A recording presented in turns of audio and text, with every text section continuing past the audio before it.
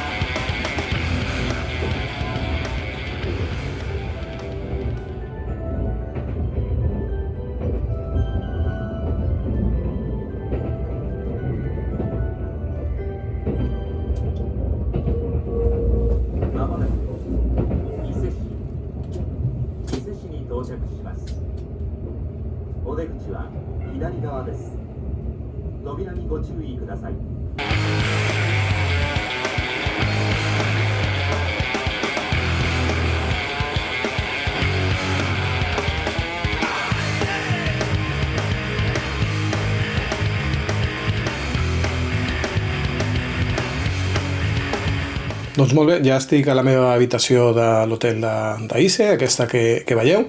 La veritat és que el viatge ha estat molt bé, tant l'hora i mitja que he estat amb el Shinkansen, amb el tren bala, com després el següent, en el que he estat com 1 hora i 20. El segon no tenia taula així gran, tenia una petiteta per deixar alguna cosa, però no tenia una taula gran, així que bueno, no he pogut anar treballant, però bueno, com deia, he anat mirant el paisatge, que també estava bé. Encara que aquí després ha començat a ploure i pinta que els següents 4 dies plourà, potser no tot el dia, però estarà plovent. Llavors estic veient perillar una mica alguns dels vídeos que volia fer aquí, però bueno, farem el que pugui. Però vaja, que el viatge ha estat bé.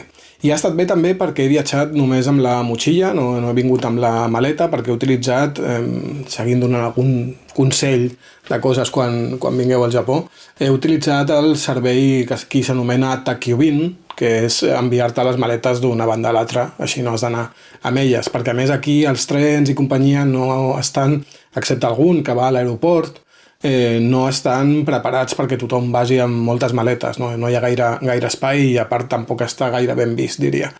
Llavors res, és un servei que al mateix hotel on estava a Tòquio el vaig contractar ja a la recepció, els hi vaig dir a quin hotel anava, s'omple un petit formulari que normalment te l'omplen ells i tal, li dones les dades al següent hotel, ho has de fer com amb unes 24 hores d'antelació.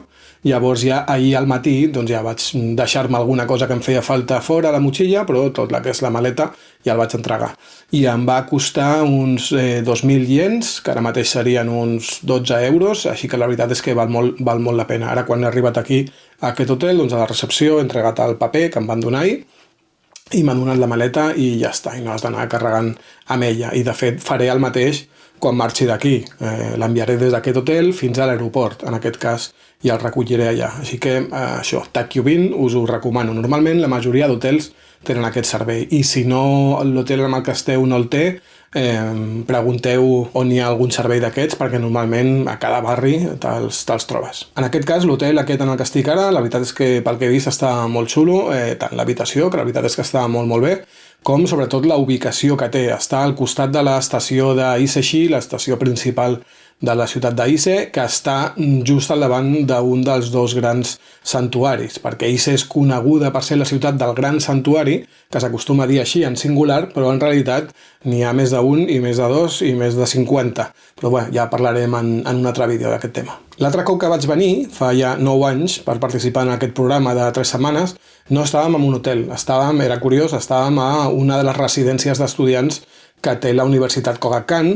El que passa és que eren habitacions per 2 persones, la típica habitació que és igual a esquerra i a dreta, com si hi hagués un mirall, i al mig hi ha una cortina que es pot obrir o tancar. El que passa és que teníem una d'aquestes dobles per cadascun de nosaltres de manera individual, bastant curiós. Però es veu que un temps després van canviar i a tothom que venia a aquest programa l'allotgen en aquest hotel, i a nosaltres per aquest 10è aniversari doncs han fet el mateix. I res, he arribat, m'he dutxat i ja he col·locat una mica les coses, m'he tornat a muntar aquí un altre cop al despatxet, i res, aquesta tarda nit hem tingut una petita reunió de 5 minuts per explicar-nos una mica 4 coses, però ja està, i no tinc res més preparat, així que bueno, ara miraré a veure què faig. Suposo que aniré a sopar per aquí.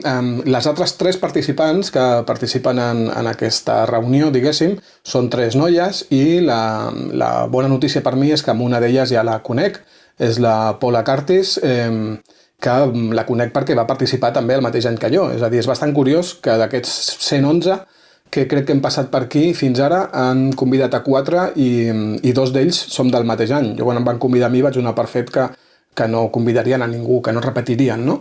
Però també m'estranyava que no haguessin convidat a la Paula perquè realment és una molt bona acadèmica, i em va estranyar, així que quan després vaig saber que ella també estava, que érem 2 del mateix any, doncs em vaig alegrar molt perquè mira, així almenys conec algú, i a més he tingut durant aquests anys bastanta relació amb ella, encara que sigui per Twitter i per mail, i hem participat en algun congrés, alguna reunió online junts, però és el primer cop que ens tornàvem a reunir de manera presencial, així que suposo que ara anirem por ahí a menjar unes guioses. A partir de demà i fins dimecres tinc activitats per les tardes, demà també a la nit, perquè hi ha com una festa de benvinguda, però els matins els tinc lliures, així que si el temps m'ho permet hi ha uns quants vídeos que vull fer. Però aquest vídeo el deixem aquí. De nou, aquest vídeo tampoc està gaire relacionat amb la història japonesa, torna a ser un vídeo una mica de diari del que estic fent, però bé, si us interessa, doncs me n'alegro, i si no, doncs bé, teniu els altres, no passa res. I com sempre, si us ha agradat aquest vídeo, doncs us agrairia que deixéssiu un like o un comentari, que us subscriviu al canal si encara no ho heu fet, que li passeu l'enllaç amb algú que penseu que li pot interessar, etc, ja sabeu. I res, ens veiem al proper vídeo, però fins llavors, cuideu-vos molt, que vagi bé.